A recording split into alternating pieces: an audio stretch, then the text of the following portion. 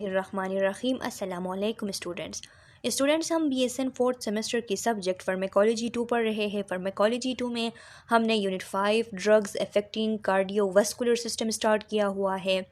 इसमें से lecture 1 anti anginal drugs हमने इसका पार्ट 1 पढ़ लिया, जो कि हमारे चैनल के प्लेलिस्ट में मौजूद है। और चैनल के प्लेलिस्ट का लिंक आप लोगों को इस वीडियो लेक्चर के डिस्क्रिप्शन के एंड में मिल जाएगी, वहाँ से आप स्टडी कर सकते हैं। आज का हमारा जो वीडियो लेक्चर है ये इसी यूनिट के लेक्चर 1 एंटी एंजाइनल ड्रग के पार्ट 2 पे है। पार्ट 2 इसका लास्ट पार्ट है। इसके साथ ये लेक्चर कंप्लीट हो जाएगी। तो स्टूडेंट्स, वीडियो लेक्चर को स्टार्ट करने से पहले आप लोगों से छोटी सी रिक्वेस्ट है कि अगर आप हमारे चैनल लेक्चर्स बाय मुश्तफ़ा अज़हर में नए हैं तो चैनल को सब्सक्राइब करें, बेल आइकन को प्रेस करें ताकि आने वाली न्यू वीडियो लेक्चर्स की नोटिफिकेशन आप लोगों को मिल सके, और इस वीडियो लेक्चर को लाइक ज़रूर करें। तो स्टूडेंट्स, पिछली वीडियो लेक्चर में हमने नाइट्रेट्स फुल कवर कर लिए थे। आज हम बीटा ब्लॉकर्स पढ़ेंगे। Beta blockers, The beta adrenergic blockers decrease oxygen demand of the myocardium by blocking beta 1 receptor, resulting in decreased heart rate, contractility, cardiac output and blood pressure। क्या होता है, जो बीटा एड्रेनर्जिक ब्लॉकर्स होती है ये oxygen के demand को decrease करती है। मायोकार्डियम में, हार्ट के मसल्स में ऑक्सीजन की जो डिमांड है उसको डिक्रीज़ करती है। किस तरीके से डिक्रीज़ करती है, ये जाके बीटा 1 रिसेप्टर्स को ब्लॉक कर देती है। क्योंकि बीटा 1 रिसेप्टर्स की वजह से हार्ट रेट इंक्रीज़ होती थी, कंट्रक्टिलिटी इंक्रीज़ होती थी, कार्डियक आउटपुट इंक्रीज़ होती थी और ब्लड प्रेशर इंक्रीज़ होती थी। अब जब बीटा 1 रिसेप्टर ब्लॉक हो चुका है तो हार्ट रेट भी डिक्रीज़ होगी, हार्ट की जो कंट्रक्टिलिटी है वो भी डिक्रीज़ होगी और कार्डियक आउटपुट भी इसकी वजह से डिक्रीज़ होगा और ब्लड प्रेशर भी डिक्रीज़ होगी। मींस कि ऑक्सीजन की जो नीड है, वो जो डिमांड है वो कम हो जाएगी। All beta blockers are nearly equally effective in decreasing frequency and severity of attack and in increasing exercise tolerance in classical angina। अब ये जितने भी जो बीटा ब्लॉकर्स है ये इक्वली इफ़ेक्टिव है कि इनकी वजह से जो एंजाइनल पेन की अटैक है, उसकी फ्रिक्वेंसी है, उसकी सीवेरिटी है, वो रिलीफ हो जाती है, उसके लिए इफ़ेक्टिव है। और जो क्लासिकल एंजाइना है, क्लासिकल एंजाइना यानी जो स्टेबल एंजाइना है जिसे हम आर्थरोस्क्लेरोटिक एंजाइना कहते हैं, उसमें एक्सरसाइज टॉलरेंस पैदा कर देती है। क्योंकि क्लासिकल एंजाइना जिन लोगों को होती है तो वो जब एक्सरसाइज करते हैं या कोई भी फिज़िकल एक्सर्शन वो करते हैं तो उसकी वजह से उनको वो अटैक आ जाता है। तो जो लोग बीटा ब्लॉकर्स यूज़ करते हैं तो उन लोगों को एक्सरसाइज टॉलरेंस हो जाती है, यानी एक्सरसाइज के साथ फिर वो एंजाइना नहीं आता जो पहले एक्सरसाइज के साथ आता था बीटा ब्लॉकर यूज़ करने से पहले। तो इसीलिए लिखा है कि जो क्लासिकल एंजाइना वाले लोग हैं उसमें एक एक्सरसाइज टॉलरेंस को इंक्रीज़ कर देती है, वो कुछ हद तक एक्सरसाइज को बर्दाश्त कर पाते हैं जब बीटा ब्लॉकर्स यूज़ करते हैं। But cardio selective agent atenolol, metoprolol are preferred over non sensitive beta 1 plus beta 2 blockers E G. Propranolol. अब ये बात मैंने पिछले वीडियो लेक्चर में भी आप लोगों को बताया था कि ये जो नॉन सेलेक्टिव बीटा ब्लॉकर्स होती है, जैसा कि प्रोपेनोलोल है, प्रोपेनोलोल बीटा 1 को भी ब्लॉक करती है क्योंकि नॉन सेलेक्टिव है, वो नहीं पहचान पाती कि बीटा 1 कौन सा है, बीटा 2 कौन सा है, वो दोनों को ब्लॉक करती है। दोनों को ब्लॉक करने की वजह से ये जो बीटा 2 रिसेप्टर है ये लंग्स में होती है। लंग्स में बीटा 2 रिसेप्टर की ब्लॉकेज जो है वो रिस्पायरेटरी डिप्रेशन काज करता है, वो ब्रोंको कंस्ट्रक्शन काज करता है। तो जब ब्रोंको कंस्ट्रक्शन हो जाती है तो फिर सांस लेने में तकलीफ होती है। इस वजह से ये जो कार्डियो सेलेक्टिव एजेंट है, कार्डियो सेलेक्टिव एजेंट सेलेक्टिव जो बीटा 1 ब्लॉकर्स है, ये सिर्फ बीटा 1 को ब्लॉक करती है, बीटा 2 पे इनका कोई असर नहीं होता, जैसा कि एटिनोलोल है या मीट्रोप्रोलोल है। तो ये जब सिर्फ बीटा 1 को ब्लॉक करती है तो हार्ट में जो हार्ट में ये नेगेटिव क्रोनोट्रोप, नेगेटिव ड्रोनोट्रोप और नेगेटिव आइनोट्रोप होते हैं। यानी क्रोनोट्रोप मीन्स के जो कंडक्शन है, जो हार्ट रेट है उसको भी डिक्रीज़ करते हैं। ड्रोनोट्रोप जो कंडक्शन वेलोसिटी है एवी नोड से वो परकिंजी फाइबर और वेंट्रिकल की तरफ, उसको भी डिक्रीज़ करते हैं। और नेगेटिव आइनोट्रोप मतलब हार्ट की जो कंट्रक्टिलिटी है उसको भी डिक्रीज़ करते हैं। ओवरऑल ये जो मायोकार्डियम की फंक्शन है उसको डिक्रीज़ करते हैं। तो इस वजह से उसमें ऑक्सीजन की डिमांड कम हो जाती है। ऑक्सीजन की डिमांड जब कम हो जाती है तो एंजाइना पेन ठीक हो जाता है या फिर कुछ हद तक रिड्यूस हो जाता है। हीमोडाइनमिक इफेक्ट, अब हमारे जो हीमोडायनेमिक किसे कहते हैं, जो वाइटल साइंस होती हैं उनको, उनके लिए हम हीमोडायनेमिक्स लफ्ज़ भी यूज़ करते हैं। तो हीमोडायनेमिक्स जो हमारे बॉडी के हैं, जो वाइटल साइन है, उस पर बीटा ब्लॉकर्स का क्या इफेक्ट होता है। तो लिखा है डिक्रीज़ हार्ट रेट को डिक्रीज़ करती है, यानी पल्स हमारे साथ डिक्रीज़ आएगी। Reduce blood pressure and cardiac contractility without appreciable decrease in cardiac output क्या करती हैं, हार्ट रेट को भी डिक्रीज़ करती है, साथ में ब्लड प्रेशर को भी डिक्रीज़ करती है, हार्ट की जो कंट्रैक्टिलिटी है उसको भी डिक्रीज़ करती है। लेकिन कार्डियक आउटपुट में इतना ज़्यादा असर इनकी वजह से नहीं पड़ता। कार्डियक आउटपुट को इतना ज़्यादा ये रिड्यूस नहीं करते, रिड्यूस होती है लेकिन बहुत कम रिड्यूस होती है, इतना ज़्यादा नहीं होता। तो इसीलिए ये अच्छे ड्रग्स है कि कार्डियक आउटपुट को भी इतना ज़्यादा रिड्यूस नहीं करते हैं, लेकिन हार्ट की जो बहुत ज़्यादा प्रेशर के साथ काम है उसको थोड़ा बहुत कम कर देते हैं। बीटा ब्लॉकर्स का यहाँ पे इस स्लाइड के थ्रू आपको समझा रहा है कि बीटा ब्लॉकर्स क्या करती है, हार्ट रेट को डिक्रीज़ करती है, हार्ट की कंट्रैक्टिलिटी को डिक्रीज़ करती है। जब हार्ट रेट डिक्रीज़ होती है तो इससे जो ड्यूरेशन ऑफ डायस्टोल है वो इंक्रीज़ हो जाती है। ड्यूरेशन ऑफ डायस्टोल का मतलब है जो रिलैक्सेशन की टाइम होती है, रिलैक्सेशन की जो ड्यूरेशन होती है वो इंक्रीज़ होती है। और ये फ़ायदेमंद है। क्यों फ़ायदेमंद है?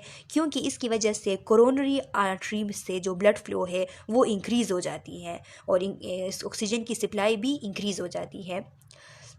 इसका मतलब ये है स्टूडेंट्स के इस बात को समझे कि ये जो हार्ट का फंक्शन है कि हार्ट जब कंट्रैक्ट होती है तो पूरे बॉडी को ब्लड की सप्लाई होती है, आयोटा के थ्रू पूरे बॉडी को ब्लड की सप्लाई होती है। क्योंकि जब हार्ट कंट्रैक्ट हो जाती है तो फिर क्या होता है, हार्ट के अंदर जो ब्लड है वो इजेक्ट हो जाती है और बॉडी की तरफ चली जाती है।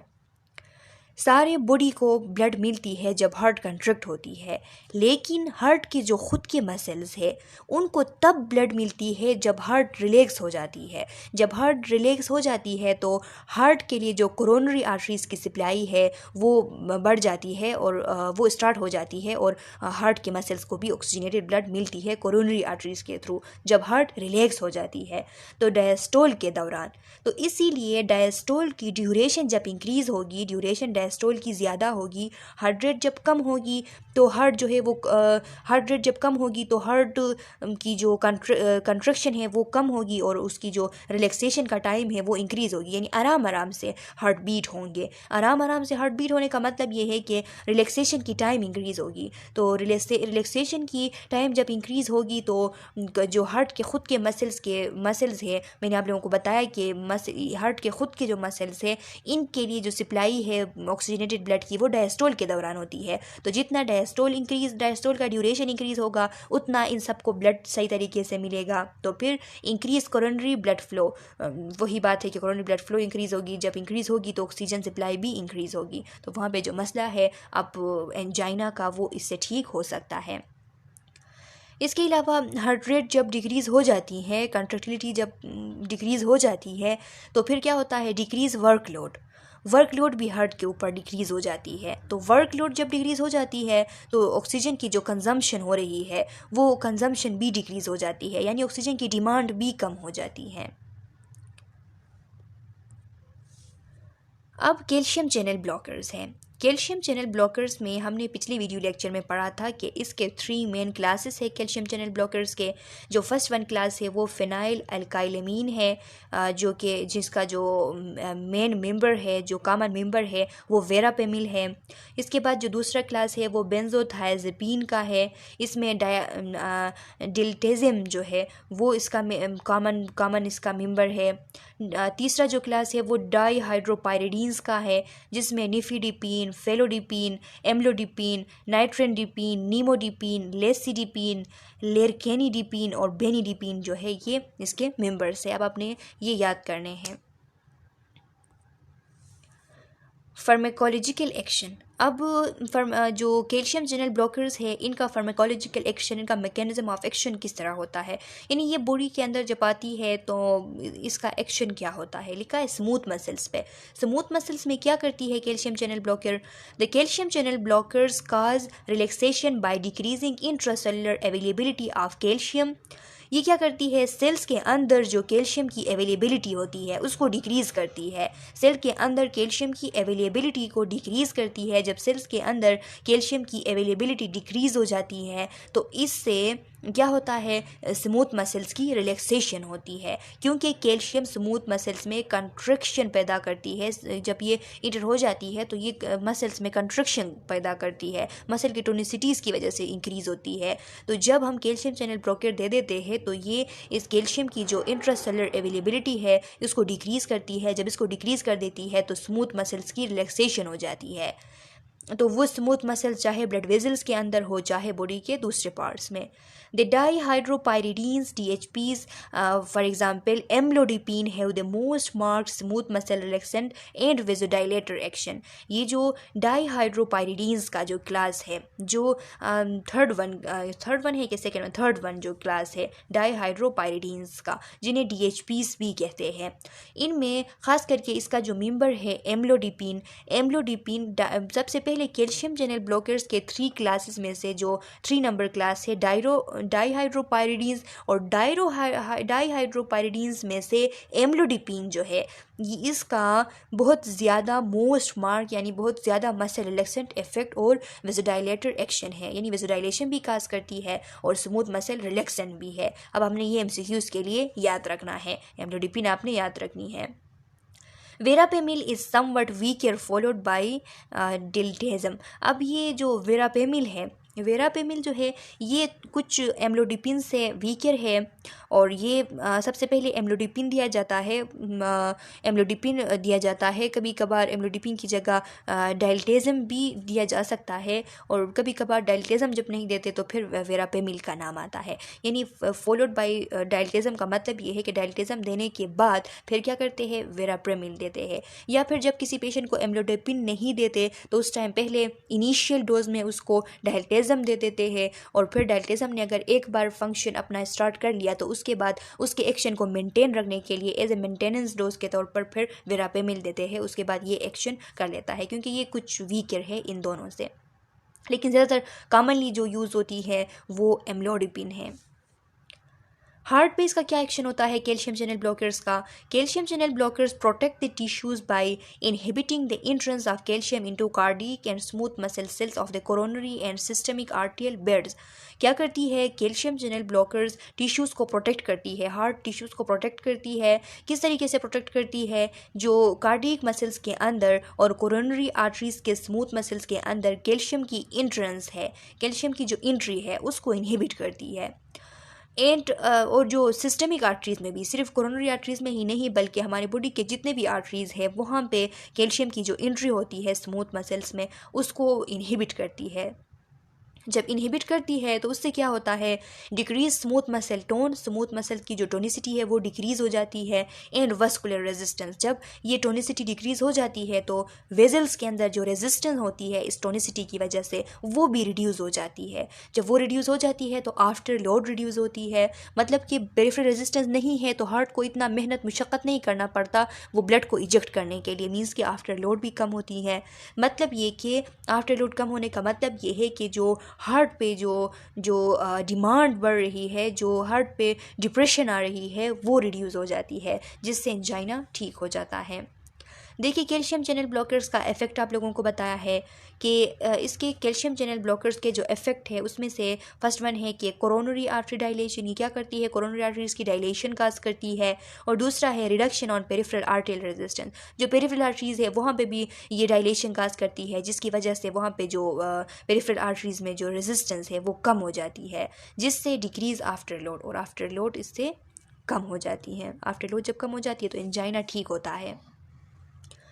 कैल्शियम चैनल ब्लॉकर्स का यहाँ पे एक और स्लाइड के थ्रू आप लोगों को बता रहा है कि कोरोनरी आर्टरीज़ की डायलेशन करती है, जिससे कोरोनरी आर्टरीज़ के बेड में जो रेजिस्टेंस है वो भी डिक्रीज़ हो जाती है। रिलीफ्ड कोरोनरी वेजोस्पाज्म, तो कोरोनरी आर्टरीज़ के बेड में, कोरोनरी आर्टरीज़ के अंदर जो रेजिस्टेंस है वो अगर डिक्रीज़ हो जाएगी तो फिर अगर कोरोनरी वेजोस्पाज्म था तो वो अब रिलीफ हो जाएगी, वो वेजोस्पाज्म अब नहीं बरकरार रह सकती, वो अब ख़त्म हो जाएगी। इंक्रीज़ कोरोनरी ब्लड फ्लो, तो जब वेज़ोस्प्लाज्म ख़त्म हो जाएगी, जब रेजिस्टेंस ख़त्म हो जाएगी तो फिर कोरोनरी ब्लड फ्लो इंक्रीज़ होगी। जब इंक्रीज़ होगी तो इसकी वजह से ऑक्सीजन की सप्लाई भी इंक्रीज़ होगी।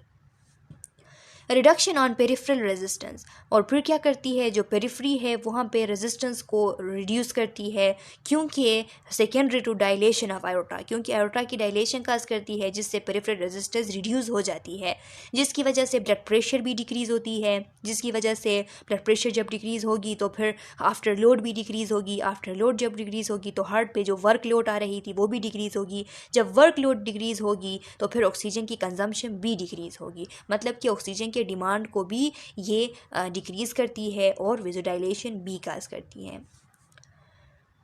अब कैल्शियम चैनल ब्लॉकर्स में से फर्स्ट वन क्लास है फेनाइल अल्काइलेमीन, जिसका जो मेन मेंबर है वो वेरापेमिल है। उसके बारे में लिखा है it dilate arteriole and decrease total peripheral resistance. ये आर्टियोल्स की डायलेशन काज करती है, जो छोटे छोटे आर्टरीज होते हैं, माइन्यूट आर्टरीज, उनमें डायलेशन काज करती है, जिसकी वजह से जो टोटल पेरिफेरल रेजिस्टेंस है वो डिक्रीज़ हो जाती है।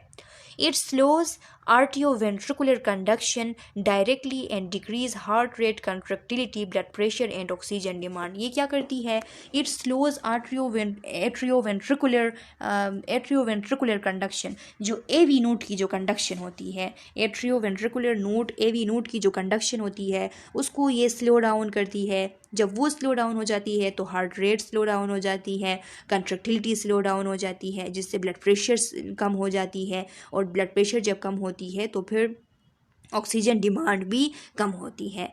It also has some alpha adrenergic blocking activity, और इस वेरापेमिल जो है इसमें कुछ ऐसी भी सलाहियत है कि ये अल्फ़ा एड्रेनर्जिक रिसेप्टर जो है उसको भी ब्लॉक करती है। तो अल्फ़ा 1 ब्लॉक होगी तो जो वेजल्स के अंदर कंट्रक्टिलिटी है वो डिक्रीज़ होगी, वेज़ोडाइलेशन काज होगी।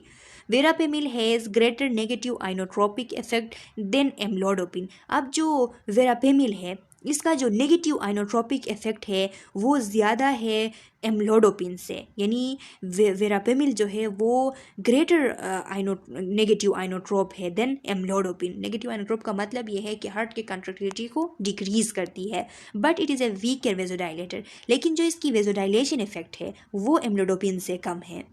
अब ये आपने एमसीक्यूज़ के लिए याद रखनी है स्टूडेंट्स, ये मस्ट एमसीक्यूज़ इससे बन सकती है कि वेरापेमिल की कौन सी इफेक्ट जो है वो इंक्रीज़ है एम्लोडोपिन से, inotropic effect, negative inotropic effect या फिर वेज़ोडाइलेटर इफेक्ट। तो आप लोगों को मालूम हो कि वेरापेमिल की नेगेटिव आइनोट्रोपिक इफेक्ट ग्रेटर है एम्लोडोपिन से, और एम्लोडोपिन की वेज़ोडाइलेटर इफेक्ट ग्रेटर है वेरापेमिल से, या फिर इस तरह के वेरापेमिल की जो वेज़ोडाइलेटर इफेक्ट है वो वीकर है एम्लोडोपिन से, लेकिन नेगेटिव आइनोट्रोपिक इफेक्ट ग्रेटर है एम्लोडोपिन से। यह आपने इस तरह याद रखनी है। Verapamil should not be given with beta blocker, digoxin or cardiac depressant like quinidine and disopyramide। अब ये जो कार्डियक डिप्रेसेंट है जिसमें डिजॉक्सिन है, जिसमें क्वाइनाइडीन है, जिसमें डाइसोपायरेमाइड है, इनके साथ बीटा ब्लॉकर मिक्स करके नहीं देना है, कम्बिनेशन में नहीं, या बीटा ब्लॉकर्स के साथ ये जो वेरापेमिल है ये कम्बिनेशन में नहीं देना है। कम्बिनेशन में इसलिए नहीं देना है कि चाहे बीटा ब्लॉकर्स है, चाहे डिजॉक्सिन है, कार्डियक डिप्रेसेंट क्वाइनाइडीन या डाइसोपायरेमाइड है, ये सब नेगेटिव आइनोट्रोपिक इफेक्ट इनका होता है। तो अब यहाँ पे वेरापेमिल का भी नेगेटिव आइनोट्रोपिक इफेक्ट है और बहुत हाईली नेगेटिव आइनोट्रोपिक इफेक्ट है, तो दोनों मिल के बिल्कुल हार्ट रेट को ख़त्म करके हार्ट को बिल्कुल जो है वो हार्ट के जो काम है उसको बिल्कुल स्टॉप कर सकते हैं और डेथ वाक़ हो सकती है इससे। इसलिए दोनों की कम्बिनेशन कभी भी नहीं देना है, वेरापेमिल की बीटा ब्लॉकर्स के साथ भी नहीं देना है, डिजॉक्सिन के साथ भी, और ये जो कार्डियक डिप्रेसेंट है क्वाइनाइडीन और डाइसोपायरेमाइड इनके साथ भी मिक्स करके कम्बिनेशन में नहीं देना है। बेंजोथाइजेपीन में जो इसका मेजर मेंबर है वो डिल्टियाज़म है।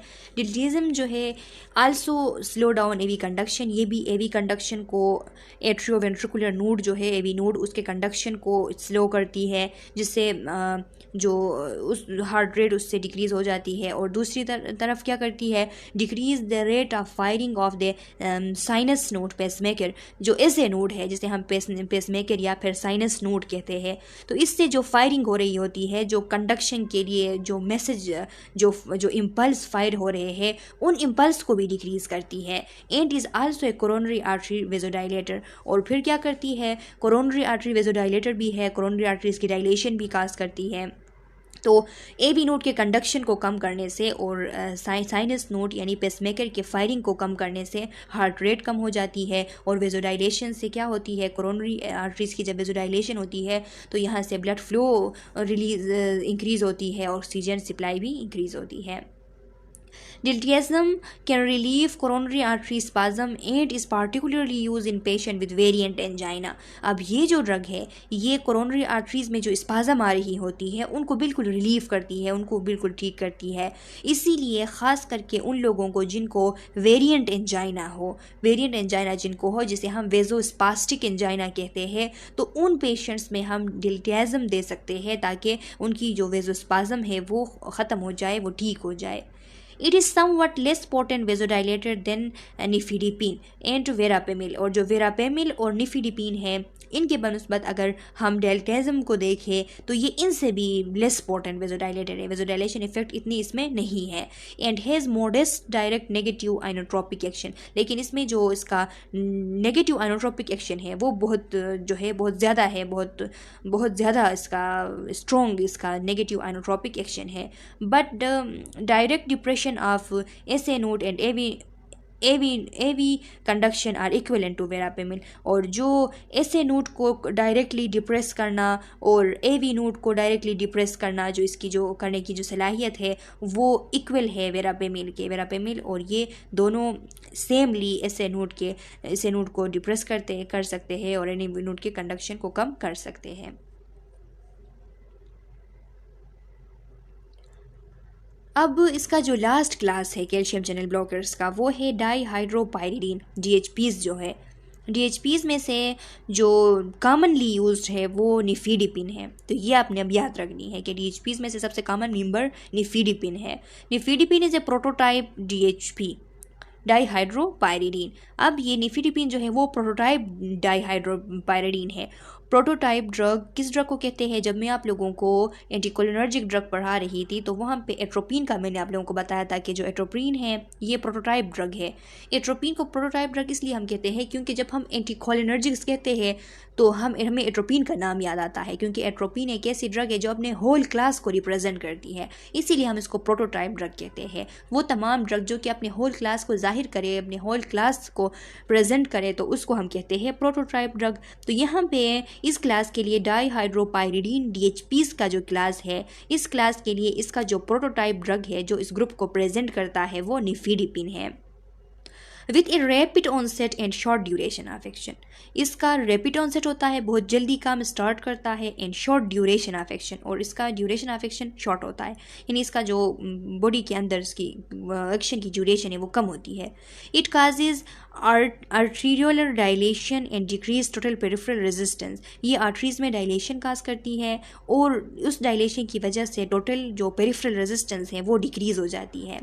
Nifedipine is usually administered as an extended release oral formulation, और निफिडिपिन जो है वो ओरल फार्मूलेशन में दिया जाता है, एडमिनिस्टर किया जाता है। और किस किस्म का ओरल एडमिनिस्ट्रेशन? एक्सटेंडेड रिलीज का। एक्सटेंडेड रिलीज का मतलब ये है, ये ऐसे कुछ ड्रग्स ऐसे होते हैं जिनको एक्सटेंडेड रिलीज बनाए गए होते हैं।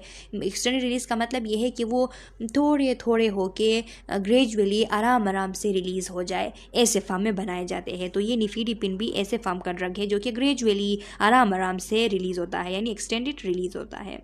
It causes direct depressant action on heart in higher doses. अगर हम हायर डोजेज में देते हैं तो ये डायरेक्टली हार्ट के एक्शन को डिप्रेस करता है। तो मतलब कि इसके साथ काउशन ज़रूरी है, एहतियात ज़रूरी है, क्योंकि अगर हाई डोज में दिया गया तो इससे डेथ वाक़ई हो सकती है।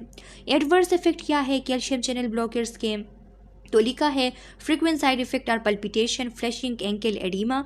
इसकी जो ज़्यादातर होने वाली साइड इफ़ेक्ट्स है वो पल्पिटेशन है।